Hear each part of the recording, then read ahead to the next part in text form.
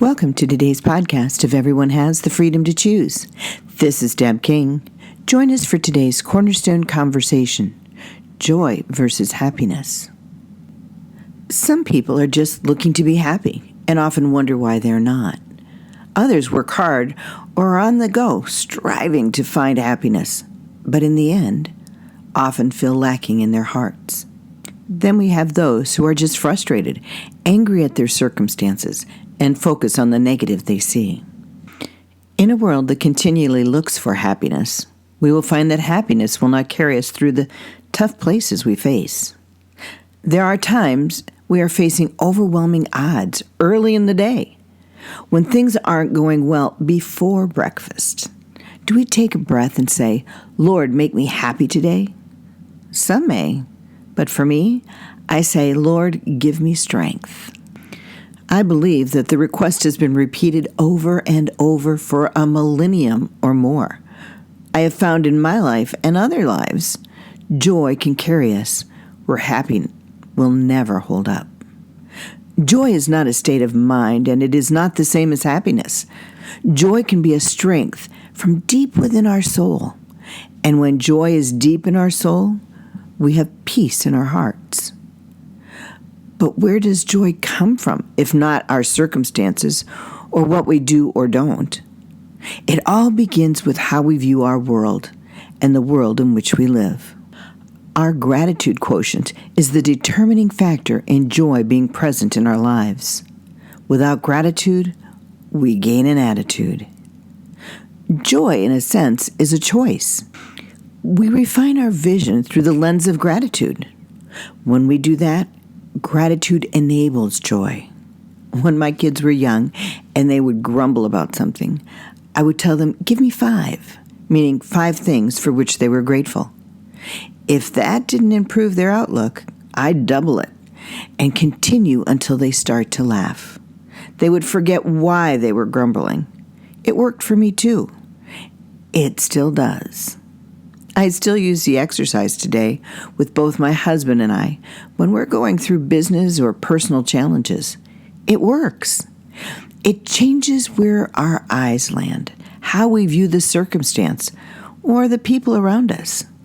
Too often, we forget.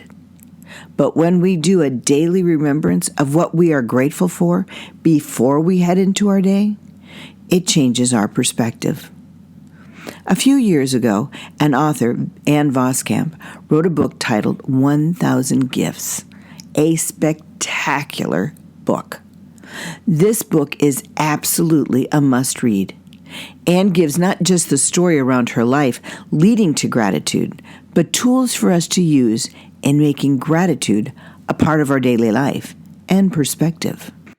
Without gratitude, joy is a fleeting hope and perhaps an occasional experience of happiness. But when the tough times come, neither joy nor happiness is found. They will elude you at every turn. God doesn't just drop joy or happiness on us. We need to take action as well. We need to adjust our thinking, change how we view things. In Romans 12:2, Paul tells us, "Do not conform to the pattern of this world, but be transformed by the renewing of your mind."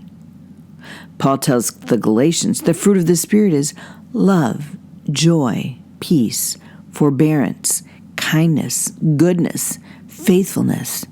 Against such, there is no law. Galatians 5:22 and 23, the New International Version. I use the fruit of the Spirit as a barometer to test my gratitude quotient. When I can love others, especially those not lovable, it is the result of gratitude. When I am kind to those who are crabby or downright miserable, gratitude is in play.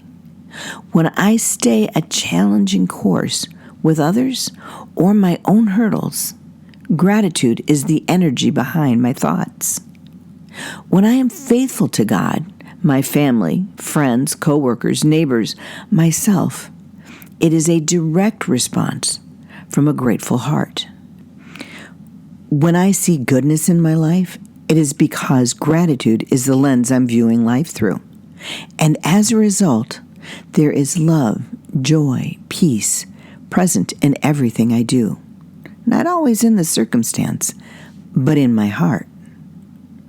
When I don't see love, joy, peace, forbearance, kindness, goodness, or faithfulness in my life, I know I must refocus my heart, emotions, and thoughts to gratitude. C.S. Lewis has an interesting perspective on joy, pleasure, and happiness. Here are his thoughts. I sometimes wonder whether all pleasures are not substitutes for joy, and I call it joy, which is here a technical term and must be sharply distinguished both from happiness and pleasure. Joy, in my sense, has indeed one characteristic, and one only, in common with them: the fact that anyone who experienced it will want it again. I doubt whether anyone has tasted it would ever, if both were in his power, exchange it for all the pleasures in the world. But then joy is never in our power, and pleasure often is. C.S. Lewis. Joy is a byproduct of a grateful heart. Joy is our evidence that we have pursued and exercised a grateful heart, and with it, we will find love, peace, and joy. Today, can you consider refocusing your view in your everyday living? Thanks for listening and being a part of our conversation. You are welcome to pass it on. You can find us at www.debaking.com.